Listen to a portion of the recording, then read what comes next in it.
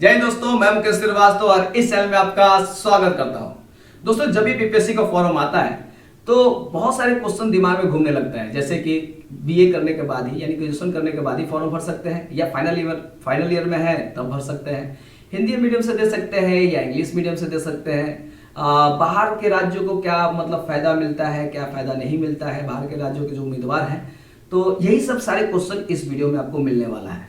तो चलिए शुरू करते हैं। अच्छा, फॉर्म भरते समय ना कुछ गलतियां नहीं करें तो बेहतर है, नहीं तो फॉर्म आपका रद्द हो सकता है।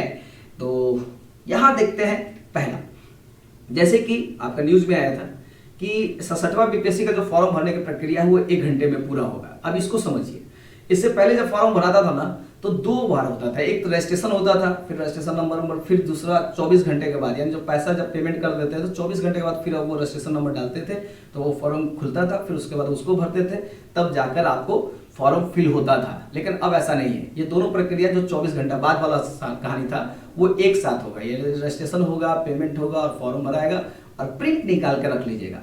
पक्का प्रिंट जरूर निकालिएगा, इसलिए कि जब भी आप पीटी जब पास हो जाते हैं तो फिर मेंस में ना कुछ भर ले हैं वो आपको उस प्रिंट पे रहेगा, जिससे दिमाग से निकल जाता है, तो ये रखना बहुत जरूरी है, अच्छा रहता है।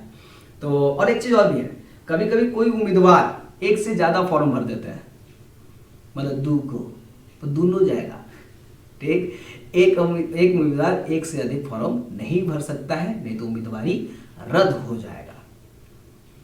तो इसमें बहुत सारे पेपर में दिया हुआ है, निर्देश दिए हुए हैं, इसके बारे में हम लोग आगे बात करेंगे, अच्छे से बात करेंगे। इसमें आपको धुंधला दिखाई दे रहा होगा, तो चलिए देखते हैं।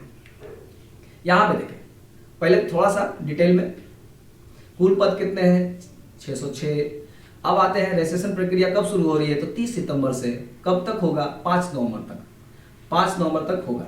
लेकिन एक चीज और भी, अगर मान लीजिए 5 नवंबर तक फॉर्म भर लिए और आपको लगता है कि ले बिलैया कहीं गलती हो गया है, अब क्या करें? तो क्या करें का मतलब है 10 दिन आपको टाइम दिया जाएगा। 15 नवंबर तक आवेदन पत्र को सुधारने यानी एडिट करने का और थोड़ा बदलाव करने का समय दिया जाएगा। अब बात करते हैं यहाँ पे शैक्षणिक योग्यता। यहाँ देखिएगा, ऑनलाइन भरने के लिए अंतिम तारीख तक आवेदक को मान्यता प्राप्त विश्वविद्यालय से स्नातक और समतुल्य परीक्षा के उत्तीर्ण होना अनिवार्य है। जैसे अभी हाल ही में मेरे कुछ स्टूडेंट हैं जिनका अभी रिजल्ट आया था और उसके बाद शायद पेंडिंग डाल दिया है, इसका तो फिर से एग्जाम लेगा, फिर क्या करेगा क्या नहीं करेगा। तो अब वो लोग फॉर्म भरने वाले थे लेकिन अब भर नहीं सकते हैं।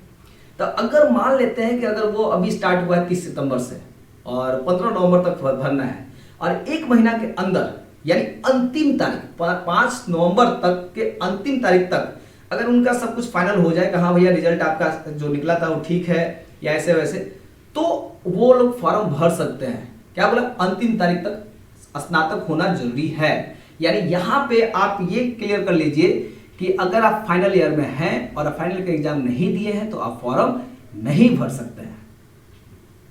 पहला क्वेश्चन का जवाब यही है, जो बहुत ज्यादा कमेंट आता है इसके बारे में। और आते हैं नेक्स्ट, अगला शुल्क की बात करते हैं, पैसा। यहां पे देखिए, कहता है कि जो जनरल कैटेगरी से हैं, सामान्य जो या अदर राज्य के भी लोग हैं, वो 600 रुपया देंगे, फॉर्म भरेंगे, कुछ और एक्स्ट्रा रजिस्ट्रेशन फॉर्म जो होता है वो भी आपको लगेगा, 600 रुपया लगेगा। अब यहाँ पे कहता है केवल बिहार राज्य के SC और ST के लिए 150 रुपया लगेगा। अब मतलब अगर झारखंड के होंगे या अदर स्टेट के होंगे तो उनका मतलब उतना ही लगेगा, 600। बाकी अगर बिहार राज्य के SC और ST हैं उनको 150 रुपया लगेगा। अब बात करते हैं कि महिला उम्मीदवार को भी कितना लगने वाला है? 150 रुपया, लेकिन वो बिहार के अस्थायी निवासी होना आवश्यक है। और इसमें कोई भी आरक्षण अनारक्षण की बात नहीं की, मतलब सभी महिलाओं के लिए कितना लगने वाला है? 150 रुपये। अब बात यहाँ पे अगर बात करें, यहाँ दिव्यांग जो मतलब हैं उम्मीदवार हैं, वो 40% से अगर अधिक उनका सर्टिफिकेट है, 40% से अधिक, तो उनको लगेगा कितना? 150 रुपये। आगे अब अगर बात करें कि इन दोनों मतलब महिला, SC ST और दिव्यांग का सबका 150 है, बाकी अन्य जितने भी हैं वो सबका कितना लगेगा? 600 रुपया। ये पैसा आपको देना है। लेकिन यहां पर कुछ बातें और भी हैं पॉइंटेड। जैसे उम्र की बात करें तो जैसे 1 अगस्त 2021 तक आपकी न्यूनतम आयु अगर निकालिए तो 21 वर्ष तक होना चाहिए। ऐसे 20 वर्ष भी रहता है, लेकिन 20 वर्ष से बड़ा लगता है कि पद नहीं आया है, लेकिन 21-22 कम से कम होना चाहिए। अधिकतम की बात करें तो अगर आप मतलब रिजर्व वाली बात नहीं, आरक्षण वाली बात नहीं है, तो आपका पुरुष का होगा कितना 37%। लेकिन अगर महिला है तो आपका होने वाला है 40%। ठीक, यानी महिला का या SC ST पिछड़ा वर्ग जब सबका मिला लिया जाए तो क्या हो जाएगा 40 वर्ष। ओबीसी उम्मीदवार है पुरुष या महिला, उनका भी 40 वर्ष। यहाँ एक और बात है, SC और ST जो पुरुष और महिला है उनका थोड़ा और भी 2 साल बढ़ा दीजिए। समझ में आया? यानी जनरल के जो मेल है, जनरल में जो मेल है उनका तो लगेगा 37 वर्ष। अगर महिला है तो मतलब जनरल हो या आरक्षित हो या अनारक्षित हो, वो सबका 40 वर्ष लगेगा। और ओबीसी उम्मीदवार है उनका भी 40 वर्ष तक। SC और ST के लिए 42 वर्ष किया गया है। तो यहाँ तक फॉर्म भरा जा सकता है। अब बात करें यहाँ पर आरक्षण वाला मेन मुद्दा है। यहाँ पे देखिए, जैसे कि आप आरक्षण का कॉलम दिया रहता है, ओबीसी है कि SC है कि ST है। अगर इत्तेफाक से आपने छोड़ दिया, आपने नहीं भरा, तो यहाँ पे देखिए आरक्षण का लाभ नहीं मिलेगा आपको। आप दावा आपने किया ही नहीं है कि हाँ भाई मैं ST हूँ, दावा करना होगा। लेकिन एक चीज और भी है, अगर दावा करते हैं तब उसके लिए बहुत कुछ भी चाहिए। यहाँ देखिए, अगर जाति के आधार पर आरक्षण का लाभ उन्हीं उम्मीदवार को मिलेगा जिनका अस्थायी निवास बिहार राज्य में है। यानी बिहार के अगर मूल निवासी हैं और जाति के आधार पर आपको आरक्षण चाहिए तो उसके लिए आपको बिहार का प्रमाण पत्र डालना पड़ेगा। अब बात करते हैं आगे। बिहार राज्य के बाहर निवासी विद्यार्थी को आरक्षण लाभ नहीं मिलेगा, ये एकदम दिमाग में बांध लीजिए। उसके बाद अगर बात करें कि उम्मीदवार को अस्थाई, देखिए जो भी उम्मीदवार होंगे अस्थाई आवासीय प्रमाण पत्र प्रस्तुत करना अनिवार्य है।